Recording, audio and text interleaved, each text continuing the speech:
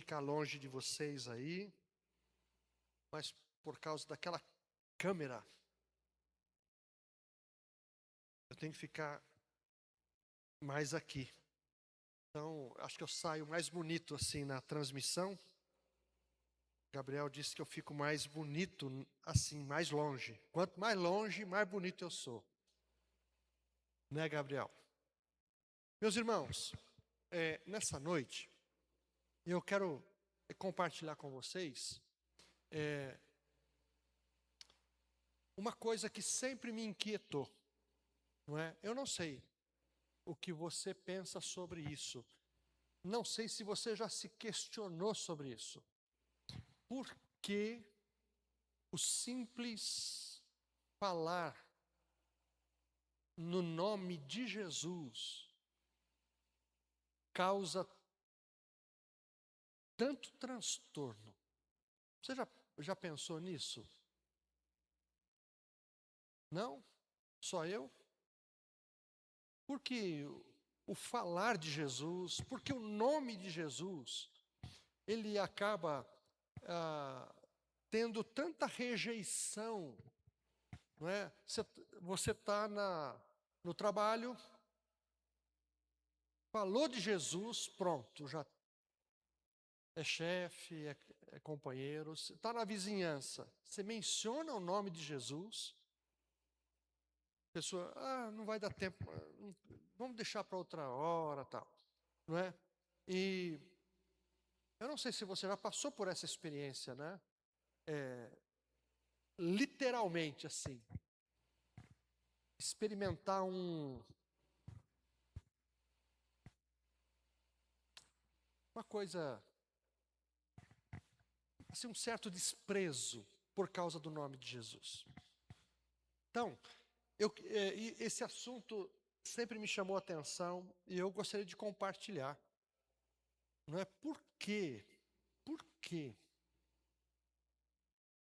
a rejeição acontece? Não é?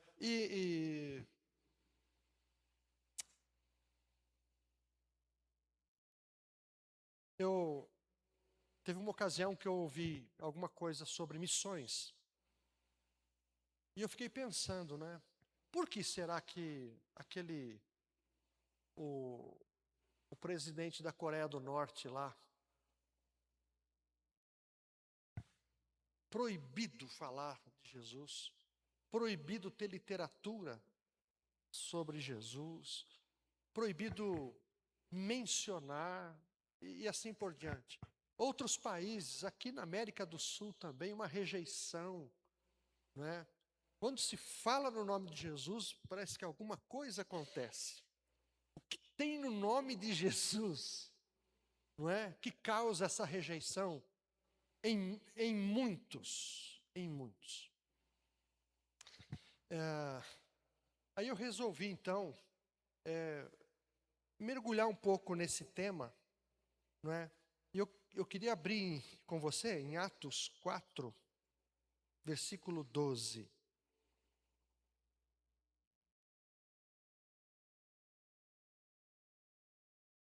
Atos 4, 12.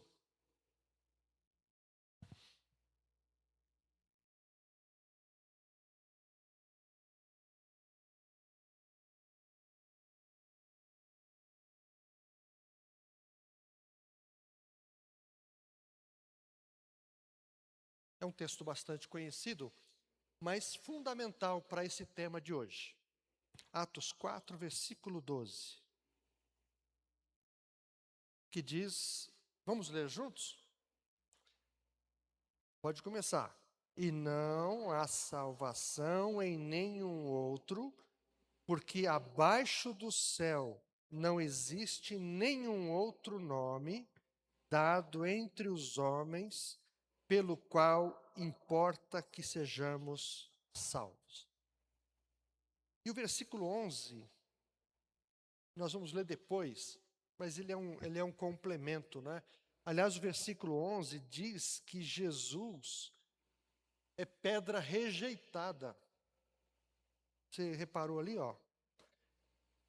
Este Jesus é pedra rejeitada por vós. Aqui, Pedro e João estão pregando o evangelho e eles estão dizendo assim, ó, na lata, para os líderes religiosos e para muitos judeus que estão ouvindo, ele diz que Jesus é pedra rejeitada. Não é? Há uma rejeição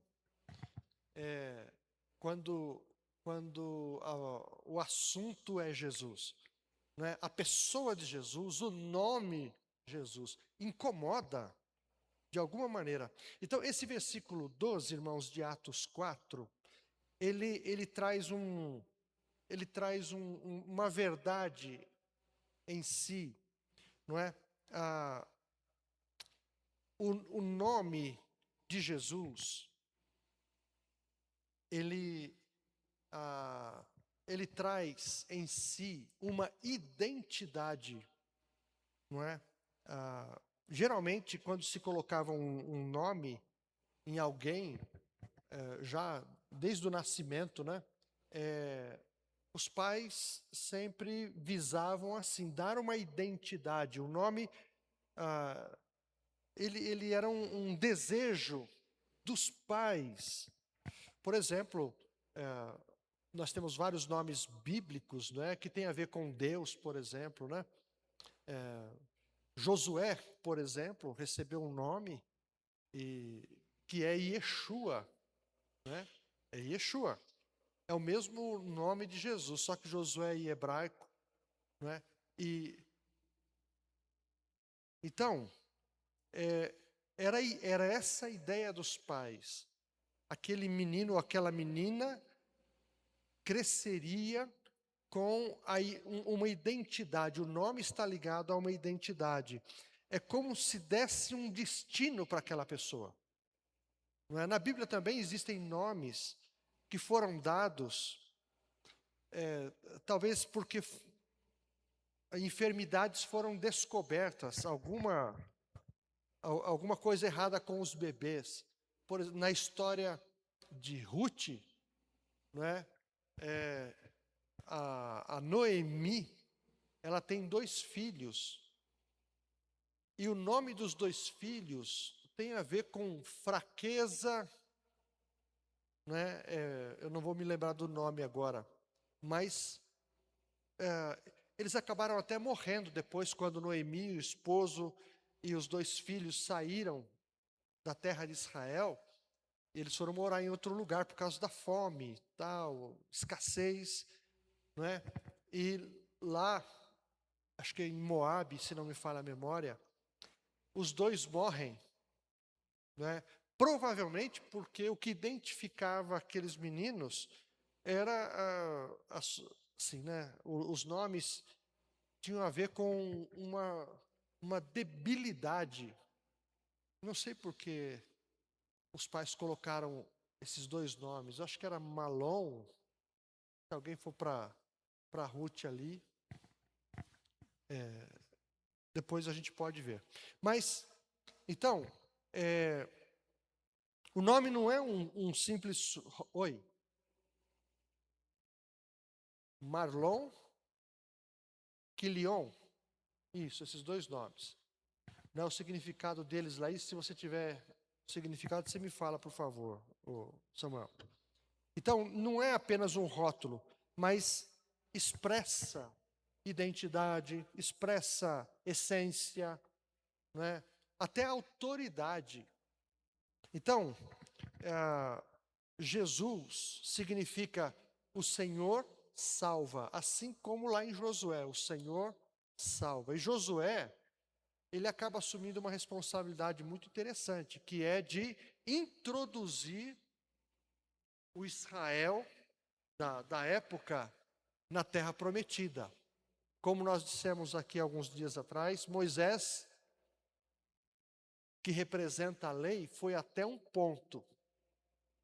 Mas Josué, ele é aquele que introduz o povo na Terra Prometida. Isso aponta, de certa forma, para o que aconteceu com Jesus também, que é o precursor da nossa salvação. É aquele que vai antes, é aquele que abre o caminho, é aquele que introduz aquele que crê em Deus, introduz na vida eterna, né? Então, irmãos, vocês querem ver Filipenses, capítulo 2? Vamos lá. A gente vai ler vários versículos hoje. Filipenses 2, versículo 9. Quem achou pode ler, por favor.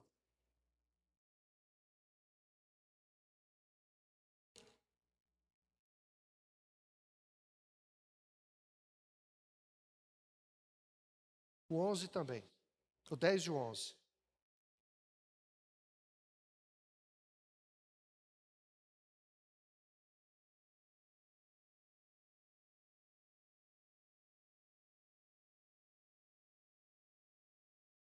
Lindo esse texto, né? Então, no caso da pessoa de Jesus, né, esse nome traz autoridade. E quando se mexe, por exemplo, com a cultura de um povo, né, quando se mexe com um confronto espiritual, parece que esse nome ele causa um choque, não é? Por exemplo, Jesus, tudo que Jesus ensinou foi contra uma cultura, por exemplo, ali Roma dominando Israel. Quem confessasse que Jesus era o Senhor, corria o risco de morte, prisão, linchamento. Por quê? Porque a cultura da época dizia que César era o Senhor. Então você pode imaginar algum cristão numa conversa lá com alguém e ele diz assim: não, Jesus é o Senhor. Aí esse alguém diz: não, o Senhor é o César. E ele corria o risco de ser entregue às autoridades, né? Então, a cultura, ela dita uma coisa, mas aí vem Jesus, não é? E essas coisas começam a acontecer. Nós vemos isso, por exemplo,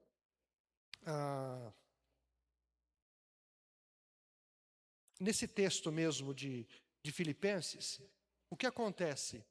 Foi estabelecido por Deus que Jesus assume uma posição e recebe um nome acima de todo nome, não é? Então, Jesus, ele é investido de autoridade. Isso mexe não só com a cultura dos homens, não é? Aqueles que governam, mas mexe também com a questão espiritual, porque nas regiões celestiais, quando se diz o nome de Jesus, há um respeito. Vocês se lembram de uma ocasião que foram tentar expulsar alguns demônios e os filhos lá de alguém, e o demônio diz: quem são vocês? Não é? E os demônios dizem assim: eu conheço Jesus, eu conheço quem é Paulo. Mas, em outras palavras, e vocês quem são? Não é? Às vezes alguém cita o nome de Jesus, mas não tem intimidade com Jesus. Aliás, hoje tá um linguajar assim tão banalizado, não é? A gente vê na televisão, aí nas mídias aí, em nome de Jesus. Então, é uma coisa assim. Acredito que da mesma forma, aqueles camaradas foram tentar expulsar os demônios, e os demônios disseram: não, eu sei quem é Paulo, eu sei quem é Jesus, mas vocês eu desconheço. Ou seja, eles não estavam investidos de autoridade, né?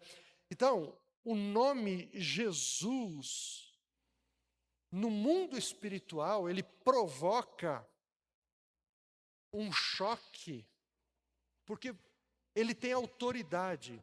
E se Deus deu toda a autoridade para Jesus, aí começa uma briga no mundo espiritual, não é? O inimigo, o nosso inimigo,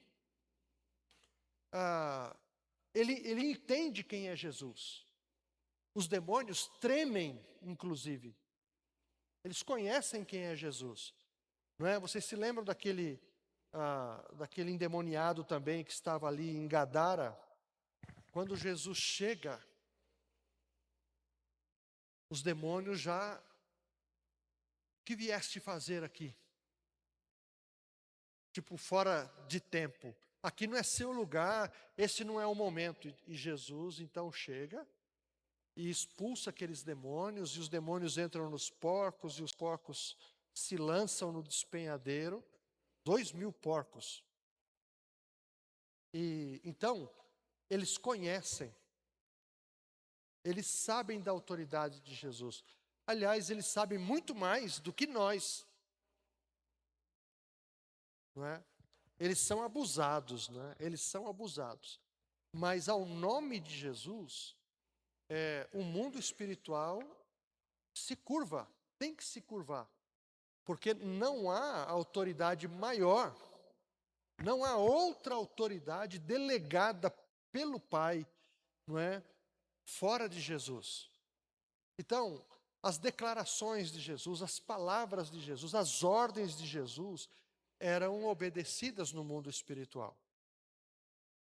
Não é? Então, o nome de Jesus, ele é tolerado, não é? Inclusive em muitas culturas do mundo aqui, mas ele não é reverenciado, ele é tolerado. Quando se fala de Jesus, Jesus foi um bom mestre, Jesus foi um homem bom, só fez coisas boas, abençoou as pessoas, ensinou muita coisa interessante, né? Mas falando de autoridade espiritual, quando se fala de autoridade espiritual, há uma rejeição. Quando nós ligamos salvação, vida eterna, vida com abundância, rejeição ao pecado, aí há uma rejeição por parte, eu acredito que da maioria, não é? O nome de Jesus, então, por muitos ele é rejeitado. Então, Jesus carrega essa autoridade divina, segundo o texto que nós lemos, não é? Por exemplo, falando de cultura, Jesus confrontou, quase em todo o tempo, no seu ministério, confrontou as autoridades religiosas, morais e sociais. Não é? O confronto religioso, por exemplo, em Mateus 23, nós não vamos ler o capítulo todo, mas no capítulo 23, Jesus denuncia a hipocrisia dos líderes religiosos. Em Mateus 5, 17 até o 48, ele rejeitou o legalismo vazio e revelou o coração da lei, o sentido da lei, a essência espiritual da lei. Então, houve rejeição ao nome de Jesus e à pessoa de Jesus, porque ele confrontava essas questões, não é? O legalismo, a hipocrisia, a mentira, não é? A falsa religiosidade. Então, quando há um confronto a essas questões, provavelmente vai ter rejeição ao nome de Jesus. Não é? Jesus também, ele teve um confronto, não foi exatamente com pessoas, mas ele chamou o pecado pelo nome. Jesus chamou o pecado pelo nome sem negociar a verdade. João 8:11, quem pode ler para nós aí?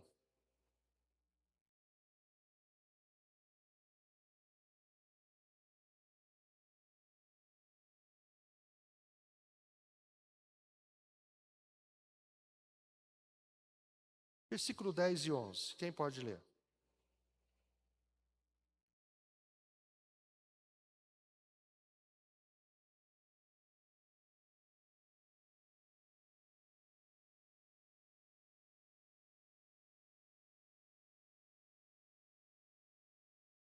É.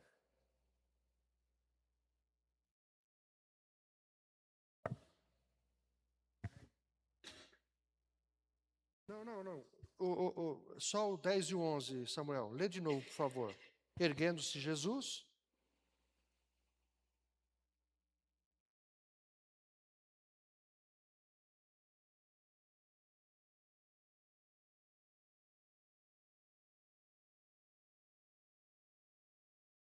Isso.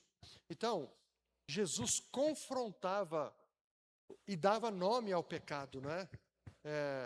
Jesus, ele pergunta: onde estão os teus acusadores? Cadê? Ela disse: não sobrou ninguém, Senhor. Ninguém atirou a pedra. Ninguém te condenou, ninguém me condenou. Então, eu também não te condeno, mas vai e não peques mais. Jesus era uma pessoa, foi uma pessoa muito boa com pecadores, né? Aliás, ele foi mais gentil com pecadores que reconheciam seus erros, não é? Do que com os religiosos da época. Mas o fato de ser bom não significa que Jesus não tenha denunciado o pecado. Você precisa parar de pecar. Vai e não peques mais. Para outro, Jesus também falou quase essas mesmas palavras. Olha, vai, não peques mais, para que coisas piores não aconteçam com você. Não é?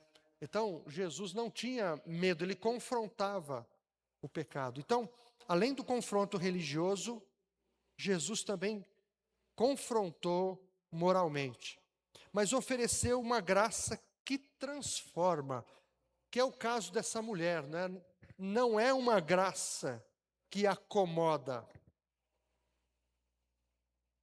As pessoas que iam até Jesus, elas eram confrontadas.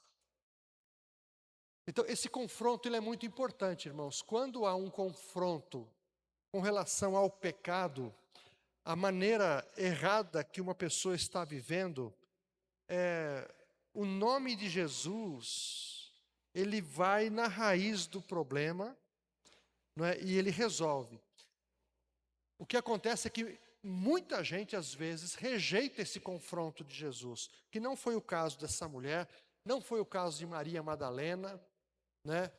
Não foi o caso dos discípulos também, todos entenderam e seguiram a Jesus. Então, Jesus sempre confrontou. Houve também um confronto social e político. João 18, 36. Quem achou pode ler. Vou pedir para ler mais forte do que o Samuel, porque quase que eu não ouço o Samuel aqui. João 18, 36.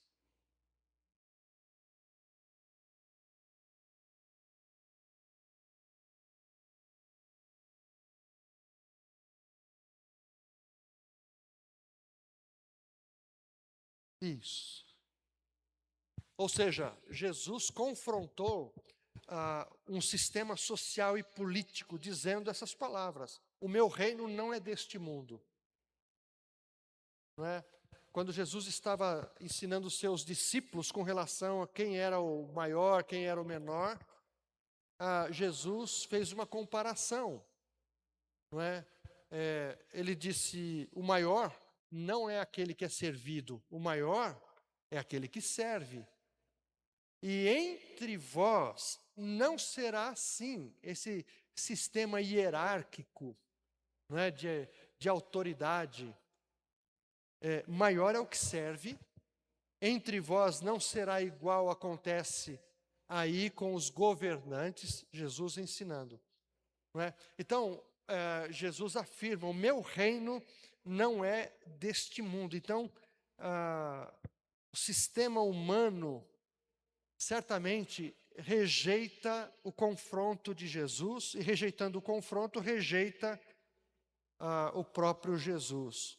A sua autoridade ultrapassa fronteiras culturais e ideológicas. Culturas que se organizam em torno da autonomia humana percebem Jesus como ameaça. Por quê, irmãos? Por quê? Porque é difícil para o pecador reconhecer que Jesus, ele deve ser o seu Senhor. Não é? Eu fico imaginando os reis da época, Herodes, os imperadores, ouvindo falar a respeito de um menino que nasceria e seria o rei dos reis, o rei dos judeus. Eles não baixavam a bola. Herodes mandou matar crianças para evitar, não é, o crescimento desse menino que haveria de nascer. Então, isso é histórico, isso é real. Então, quando se mexe com o sentimento humano, o orgulho humano, então há uma rejeição ao nome de Jesus.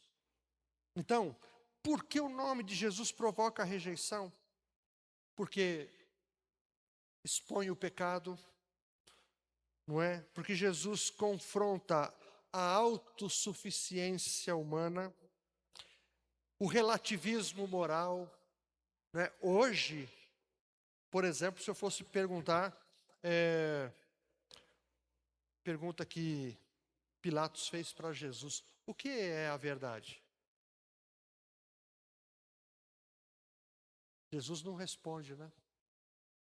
Talvez nem tenha tido tempo para responder, porque Pilatos, depois que pergunta, já sai daquele lugar para informar a situação. Mas Jesus, ele disse a respeito disso: eu sou o caminho, eu sou a verdade, eu sou a vida. Mas no intelecto humano, verdade é um conceito. É um conceito. E esse conceito, ele é relativo. Para mim, verdade é uma coisa, para você, verdade pode ser outra coisa. Depende do ponto de vista. Sabe essas questões? Mas, biblicamente falando, verdade não é um conceito, é uma pessoa. Então, se alguém um dia perguntar para você, o que é a verdade? Não se embrenhe nessa floresta de tentativas de responder. Não, verdade, né? Diga, verdade não é um conceito, não é uma explicação. Verdade é uma pessoa, não é? Jesus, então, se encarna e nós, então, podemos conhecer a verdade, que é Ele. Ele é o caminho, a verdade e a vida. Então, irmãos, eu estou falando muito então, né? O nome de Jesus confronta o relativismo moral, justificação do pecado. Não é? Quando há um confronto da parte de Jesus ao pecador, então o pecador, na maioria das vezes, se justifica diante dele, não é? Mas ele confronta o pecador, ele confronta o pecado. E uma última coisa, Jesus, o nome de Jesus, ele provoca rejeição, porque ele exige exclusividade. E essa é uma coisa dura do pecador ouvir. Quando Jesus disse, eu sou o caminho, ele está dizendo, não existe outro caminho. Eu sou a verdade, não existe outra verdade. Eu sou a vida, não existe outra vida. não é? Jesus está trazendo para si exclusividade. Ou seja, nessa afirmação, ele exclui outras possíveis respostas, não é? E isso, irmãos, provoca no ser humano e até no mundo espiritual aquele choque que eu disse. Por quê? Porque o diabo, ele entende, ele conhece, mas ele não se submete, pelo menos por enquanto, né? Mas ele treme, os demônios tremem, né? O homem não aceita se curvar diante daquele que exige exclusividade. Deus é assim também, não é? Quando Deus disse: a mim pertence a glória e a mais ninguém. Ou seja, ele exclui qualquer outra possibilidade. E crer nisso, irmãos, a gente só consegue porque Deus é bom. E Deus nos mostra, não é? E se Ele não se revelasse a nós, na pessoa de Jesus, nós não aceitaríamos por conta própria essas afirmações de Jesus, essa exclusividade de Jesus, essa posição de autoridade que Jesus tem, não é? Então, nós só não rejeitamos Jesus por causa da misericórdia de Deus, não é? Então, Jesus é rejeitado porque ele revela a autoridade final. Nós lemos em Filipenses, para que ao nome de Jesus se dobre todo o joelho. Então, rejeitar o nome de Jesus significa resistir à ideia de submissão. Quem rejeita a Jesus revela que é insubmisso, não aceita a autoridade de Jesus. Então, a dimensão espiritual da rejeição. O Deus deste século cegou o entendimento dos incrédulos. Isso está na segunda carta aos Coríntios, capítulo 4, versículo 4. Quem pode ler para a gente?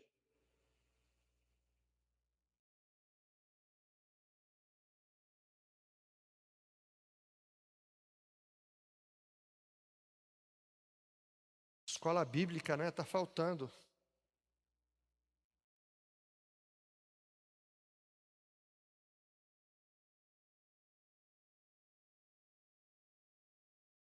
Isso.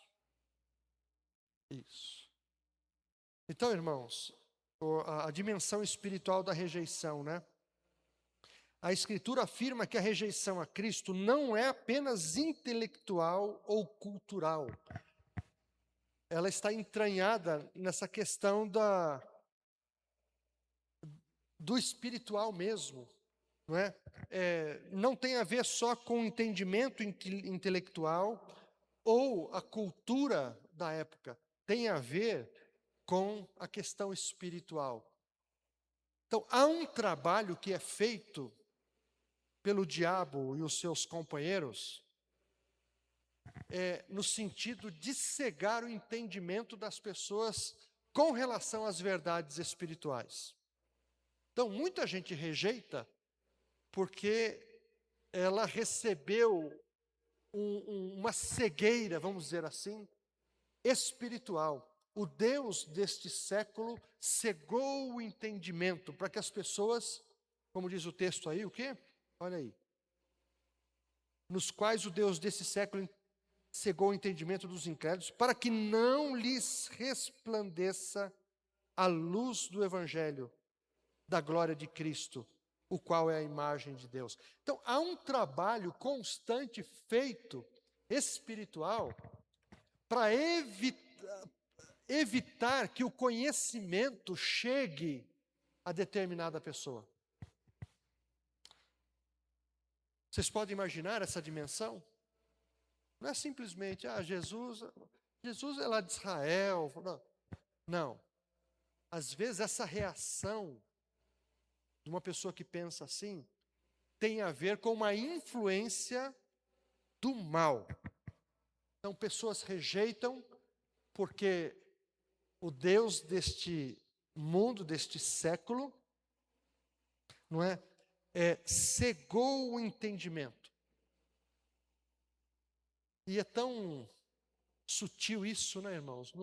Não é o diabo que aparece com garfo, com rabão e chifre, né?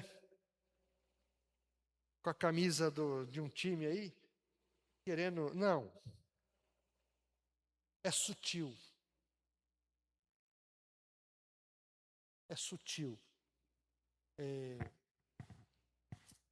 Então, há uma rejeição do nome de Jesus também por causa desse trabalho espiritual das trevas, não é?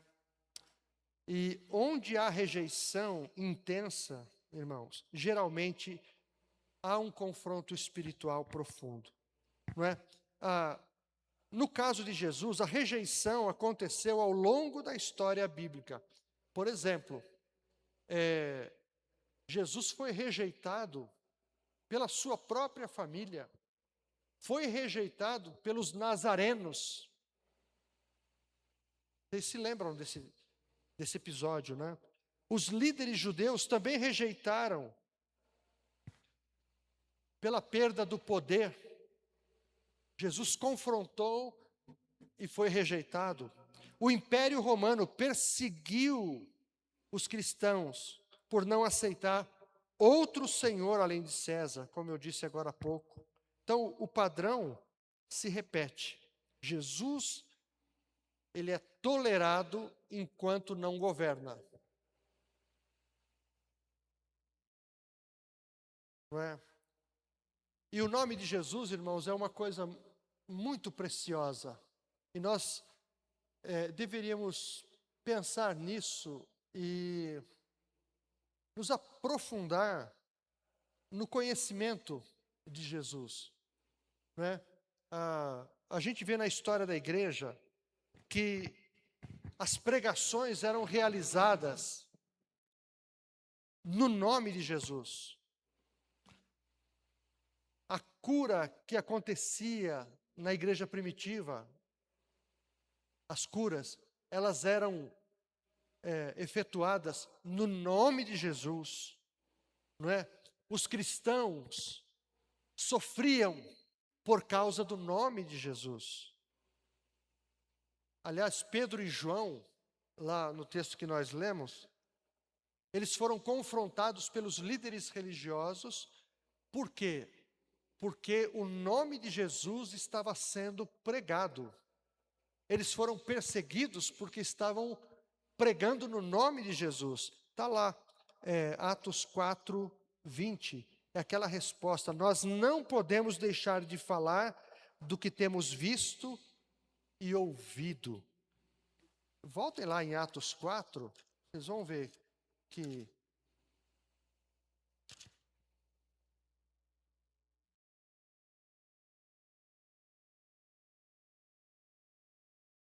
olha, Atos 4, versículo 16 em diante, diz assim: que faremos com esses homens? Pois, na verdade, é manifesto a todos os habitantes de Jerusalém que um sinal notório foi feito por eles. E não podemos negar. Mas para que não haja maior divulgação entre o povo, ameacemo-los para não mais falarem neste nome a quem quer que seja. Chamando-os, ordenaram-lhes que absolutamente não falassem nem ensinassem em nome de Jesus. Mas aí Pedro e João lhes responderam: julgai se é justo diante de Deus ouvir-vos antes a vós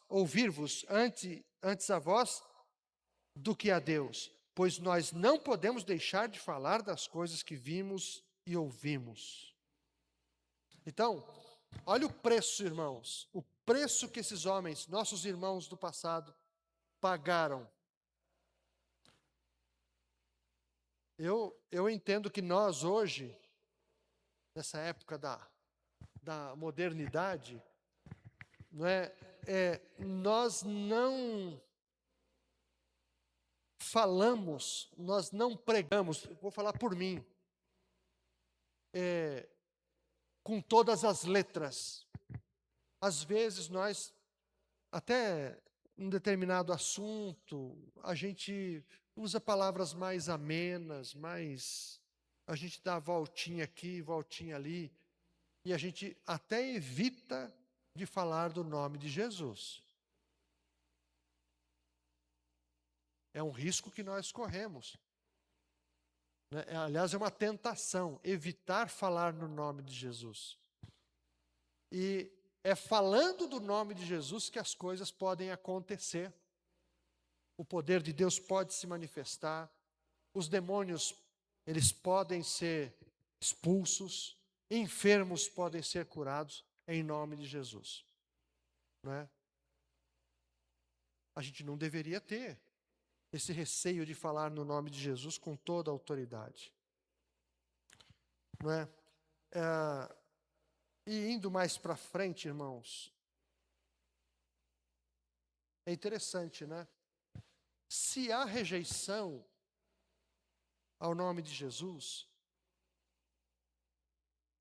isso não é sinal que o nome de Jesus realmente tem autoridade, que ele incomoda? Vocês não acham isso? É um paradoxo, né? Ele é rejeitado porque demonstra na sua essência que ele tem autoridade. E não é simplesmente uma rejeição por qualquer motivo. Não, ele incomoda. Ele incomoda. E finalmente, irmãos,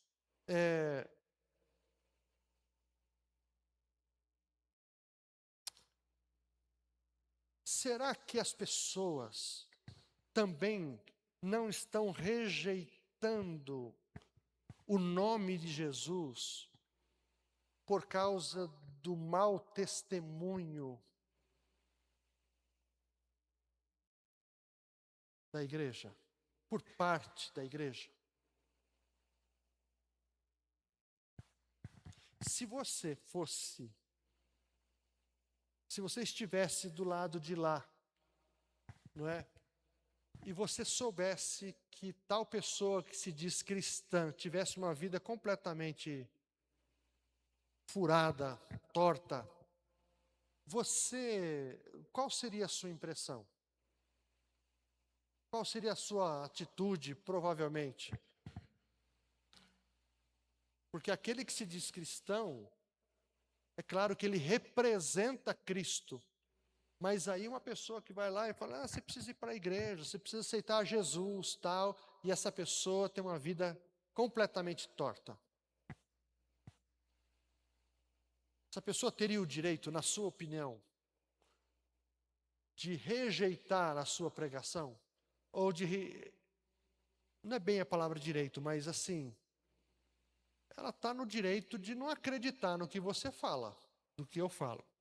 Você concorda com isso? Estranho, né? Então, por outro lado, irmãos, há uma rejeição do nome de Jesus do lado externo, como nós citamos até agora. Mas também pode haver uma rejeição ao nome de Jesus, nesse sentido que eu estou dizendo, por falha da própria igreja, não é? Eu vou citar alguns nomes aqui, alguns pais da igreja, né? Lá no século terceiro, quarto, Tertuliano, ele já alertava que o comportamento dos cristãos deveria ser coerente com a confissão pública de Cristo. Ele argumenta que a defesa do cristianismo não se faz apenas com palavras, mas com uma vida moralmente distinta, capaz de silenciar acusações. Tertuliano, século IV depois de Cristo. Então, desde os primeiros séculos, a igreja compreendeu que a incoerência ética enfraquece a credibilidade do evangelho. Você concorda com isso? Acho que sim, né? Então, é assim. Agostinho de Hipona, também no século IV para V, ele reconhece que muitos rejeitavam o cristianismo não por causa de Cristo. Olha que coisa. Muitos rejeitavam o cristianismo não por causa de Cristo, mas por causa dos cristãos nominais, de fachada, que utilizavam a fé como identidade cultural sem conversão real. Então, oi.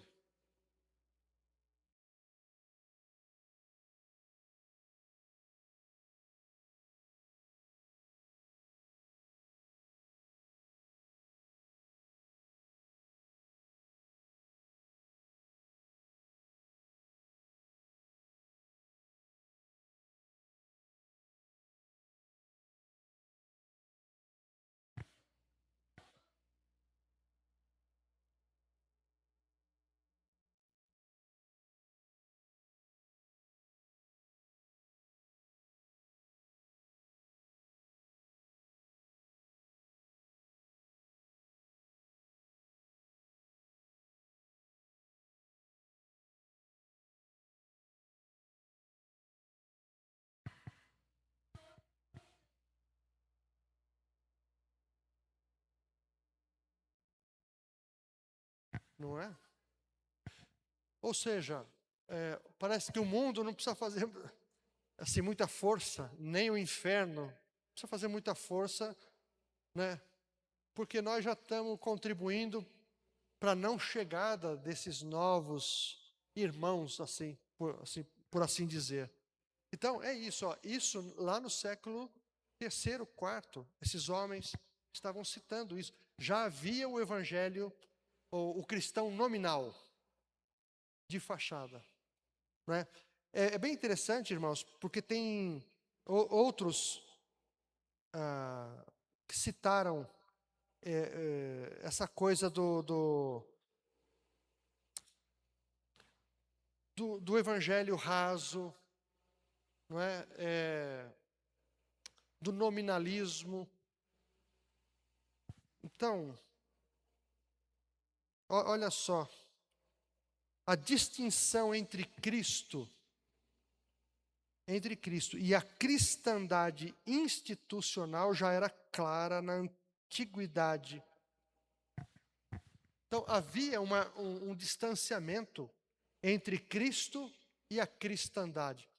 No século III também, quando o famoso Constantino surge, não é, e torna a religião do Estado na religião cristã, a gente vê ali também a fusão entre religiosidade e política, não é? O Constantino se valendo da fé cristã para conseguir o que ele gostaria de conseguir, né, de ter. Então, isso trouxe um distanciamento entre a Cristo e a cristandade. É estranho falar assim, né? Mas a instituição, né, a igreja com CNPJ, com documentação, com a liturgia, a nova liturgia, ela tomou espaço e nós nos tornamos, né, nós, entre aspas, nos tornamos cristãos institucionais. Isso é muito perigoso. Nos afastamos da simplicidade e da profundidade, não é, de Cristo. Na Idade Média, olha só o que aconteceu. Eventos como a instrumentalização política da fé, abusos de autoridade clerical e a corrupção moral. Essas três coisas, não é? A gente vê na Idade Média, por exemplo, a Igreja de Roma, a Igreja Católica, que se diz a mãe dos fiéis. Quanta coisa aconteceu lá. No meio evangélico também aconteceram coisas muito estranhas, não é? Escravização, abuso de autoridade. Quem conhecia mais dominava sobre populações, né? Mas a gente vê a busca das riquezas pela igreja, não é? O domínio dos papas, dos bispos, conquistas de terra. Então, coisas que Jesus não ensinou acontecendo no meio da igreja, e isso foi tornando mais difícil a evangelização simples. Não é? Cristo e os ensinos dele foram deixados assim para um segundo, terceiro plano, e a igreja então começou a ditar as regras. E até hoje nós vemos, inclusive nas igrejas evangélicas, o domínio dos donos da igreja, pastores, bispos, esses que se denominam apóstolos, mandando na igreja. Então, os costumes de homens. Eu até essa semana, eu brinquei com um pastor, ele é o pastor da Assembleia de Deus. Aí ele me convidou para levar uma palavra lá no dia 29. E depois ele ligou dizendo que não daria mais. Mas quando ele me convidou, eu falei, olha só, você está convidando um pastor de barba. Brinquei com ele, porque lá não pode. De barba. Ele pediu uma foto minha para fazer a propaganda lá, que o pastor Nenê ia pregar lá. Mandei uma foto, falei, a minha foto tá assim, eu estou com barba, estou sem paletó e sem gravata. Porque ainda nós temos, e eu respeito isso, mas não concordo, né? Algumas denominações que não aceitam um homem pregar de barba sem gravata. Onde está isso? Na Bíblia? Onde está? Sem falar do que acontece assim nos bastidores. Então, irmãos, isso não só afasta os que ainda não são irmãos, mas isso afasta os próprios irmãos. Aí eu vou para o texto lá na antiguidade, eu sempre me lembro disso. Deus dizendo, Moisés, separa Arão e unge ele. Aí o texto diz que Moisés unge o Arão e o óleo desce sobre a cabeça, passa pela barba, vai até a orla do vestido de Arão. E isso é citado na Bíblia como símbolo de união, não é isso? É como o óleo precioso que desce sobre a barba de Arão. Lá, barba, quem não tinha era problema. Agora é o contrário, é quem tem que é o problema. E eu conheci também um pastor que já está com o Senhor, que frequentou uma igreja que não podia usar bigode. E a alegação é que um demônio ficava atrás do bigode. Você estaria lascado, meu amigo, meu irmão. Né? O demônio está atrás do bigode. É uma igreja que coloca dá medida nos cintos, da saia, no salto. É essa igreja aí, né? Sim, aí eu falei para o irmão, né, para o pastor, ó, será que vão me aceitar? Eu sei que a liderança dele não aceita, mas ele disse assim, não, pastor Nenê, mas aqui você pode. Falei, rapaz, você vai comprar uma briga, hein, com o seu líder, né? Mas não deu certo, irmãos, não deu certo e está tudo bem. Então, é complicado, né? É. Então, a instrumentalização política da fé, abusos de autoridade clerical, corrupção moral, contribuíram para que o nome de Cristo fosse associado ao poder coercitivo, não ao serviço sacrificial. Ou seja, pessoas olhavam para aquilo e diziam assim, mas é isso? Evangelho é isso? Foi isso que Jesus ensinou mesmo? Então, cria uma distância. Então, o mau testemunho, até dentro de casa, por parte do esposo, por parte da esposa, às vezes por parte dos filhos. Às vezes os filhos não querem ir para a igreja. Irmãos, eu tenho chegado a algumas conclusões assim. Às vezes não é por causa da igreja, às vezes não é porque o líder pecou, está errado. Às vezes é porque os pais, eles não são como deveriam ser em casa.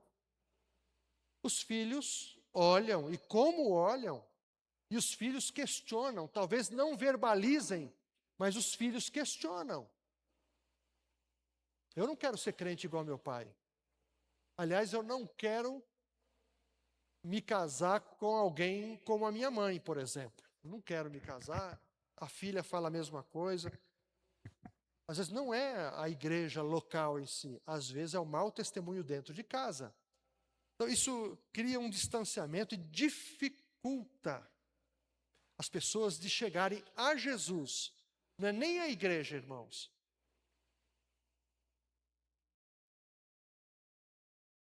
Então, a gente sabe que na história, alguns movimentos reformadores da igreja, não é? Provocaram questionamentos. Então, a gente vê, por exemplo, mesmo na igreja católica, os franciscanos, eles se isolaram, né?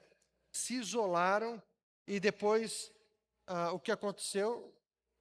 Em 1517, os reformadores resolveram também, né, pela bondade de Deus, se levantaram contra um sistema que nunca agregou pessoas a Cristo.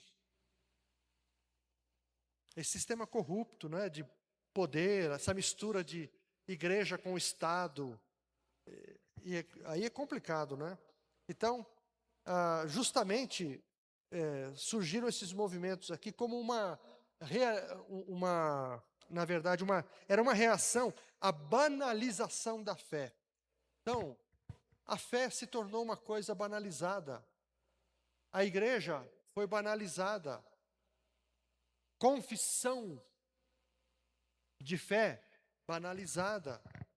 O termo crente banalizado, né? Cristão banalizado.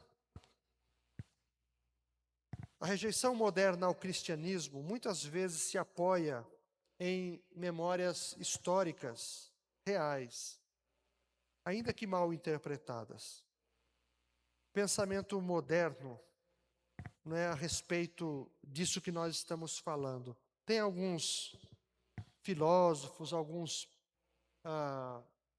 historiadores, não é, e alguns homens que se levantaram na nossa história agora recente. Por exemplo, o Kierkegaard foi um dos críticos mais severos da cristandade institucionalizada.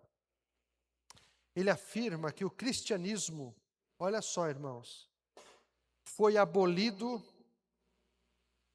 quando se tornou culturalmente confortável. Então, esse Kierkegaard, ele é um pensador, filósofo, não é? Ele disse, o cristianismo foi abolido porque se tornou uma religião confortável. Então, aquele confronto de Jesus, aquele confronto dos discípulos, dos apóstolos, perdeu. Hoje, muitas igrejas também, elas pregam esse conforto, né, essa coisa, venha como está, e está tudo bem, Deus te aceita como você é. Em outras palavras, o que você faz, Deus entende. Então, é por isso. Para ele, o escândalo da cruz desaparece quando a fé deixa de exigir uma decisão mais radical. O problema não é Cristo, mas o cristianismo domesticado. O Nietzsche também, esse é um crítico radical do cristianismo. Ele identifica corretamente uma distorção interna da igreja, o afastamento entre a mensagem de Jesus e a prática de muitos que se dizem cristãos. Irmãos, é nítido, né? Falando em Nietzsche, é nítido essa distância entre o que se prega e o que se vive. Eu espero que eu nunca envergonhe a igreja, principalmente aqui, a Igreja de Cristo em Calmon Viana.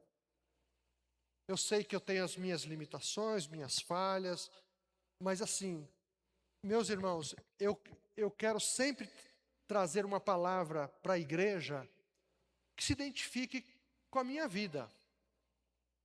Todos nós erramos, em algumas coisas tropeçamos, mas assim, que aquilo que eu pregue aqui, os irmãos possam ter a confiança. Não, ele tem uma vida assim, não é?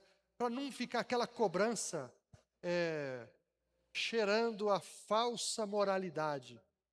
Faça o que eu falo, mas não faça o que eu faço. Não é assim, não é? Então, os apóstolos aprenderam isso e pagaram um preço. E pagaram um preço, não é?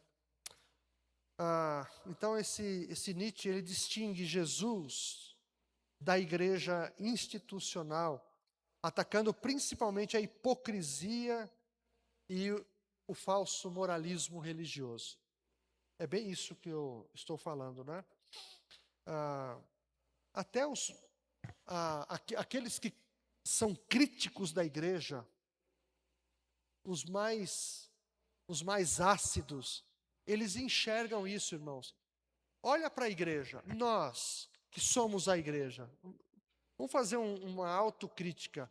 No geral, o que tem acontecido com a igreja? É difícil, e acho que a coisa vai piorar. Porque a gente vê aquilo, né? Eu falei outro dia aqui, tem uma área VIP, me perdoem aí se alguém gosta de área VIP, mas separa-se uma parte para os convidados mais chiques, que podem mais, R$ 200 a cadeira para sentar na beira do palco. Tem uma área VIP assim, então vai lá o Neymar, vai lá, sei lá quem, e ocupa lá os mais famosos, os mais endinheirados, e eles enchem, irmãos, para receber. Aí o pobrezinho senta lá no fundo. Aí, alguém que olha para a igreja diz assim, mas a igreja de Cristo é assim? É assim que Jesus ensinou? Tinha discípulo VIP na época de Jesus? Não, só casca grossa, só casca grossa tinha lá. Não é? Outro que pensou, eu já estou indo para o final, o Bonhoeffer, ele disse que chegou a um ponto, e ele critica uma fé que oferece perdão sem arrependimento e discipulado sem cruz. Não é uma fé genuína. Isso é uma graça barata. Né? A banalização do evangelho produz descrédito público e rejeição legítima. Nós vamos falar o quê? O pessoal vê isso na igreja.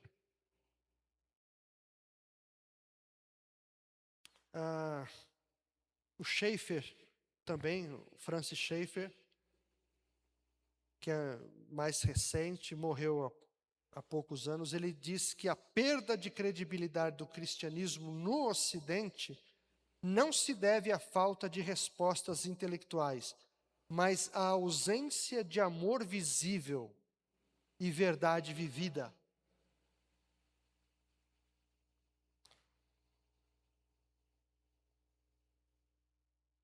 Um outro denunciou o fenômeno do cristão não discípulo, afirmando que a igreja moderna ensina como ser salvo sem ensinar como seguir a Jesus. Essa é uma crítica dura. Você pode ser salvo, não precisa seguir a Jesus. Um cristianismo sem discipulado produz descrédito cultural, inclusive. O John Stott, famoso, morreu há poucos anos também, insiste que a igreja é chamada a ser sal da terra. E quando ela perde o seu sabor moral, torna-se irrelevante e ofensiva ao mesmo tempo. Então, a irrelevância espiritual, irmãos, ela gera rejeição cultural. E pesquisas sociológicas recentes indicam que uma das principais razões para a rejeição do cristianismo, que eu colocaria assim, uma rejeição do próprio Jesus, institucional, é hipocrisia, politização da fé e incoerência moral. Quer dizer, essas coisas têm a ver com as principais razões para a rejeição de Jesus, do nome de Jesus, da igreja de Jesus. O problema apontado não é o Cristo, mas a representação pública do seu nome. Quando o evangelho é banalizado, o nome de Jesus perde sua força pública e se torna objeto de escárnio ou indiferença. O cristianismo não é apenas algo a ser acreditado, mas algo a ser vivido. Então, irmãos, eu pensei em trazer essa reflexão. Por que Jesus e as coisas legítimas ligadas a Jesus, não é? Como a igreja, por exemplo, né? Por que a gente percebe essa rejeição ainda? Eu me lembro daquele indiano, Gandhi.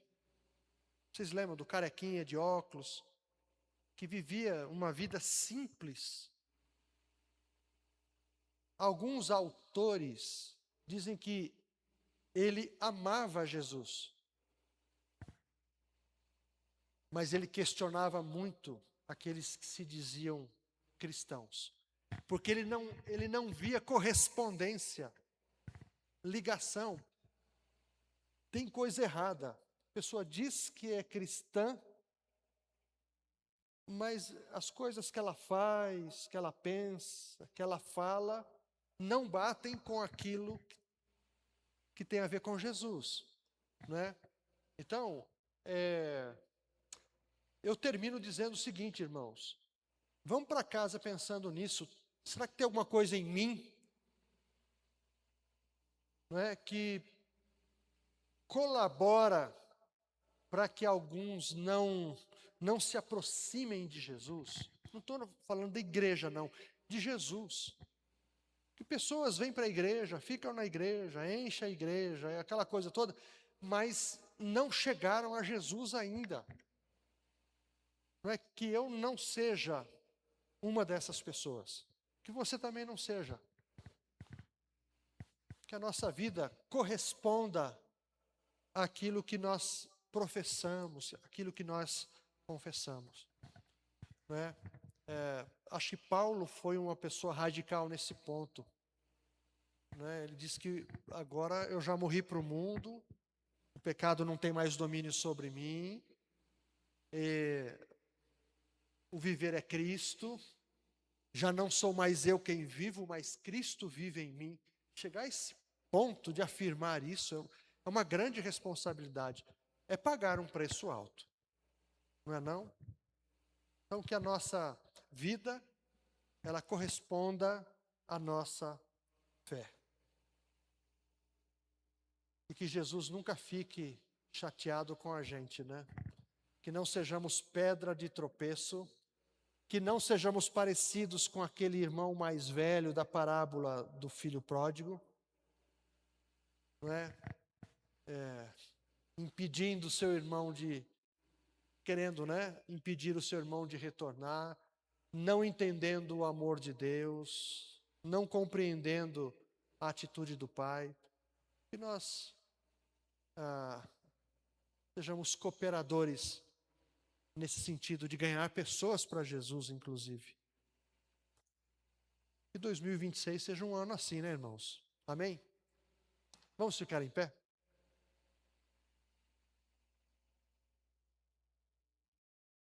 Vocês estão muito quietinhos hoje, hein?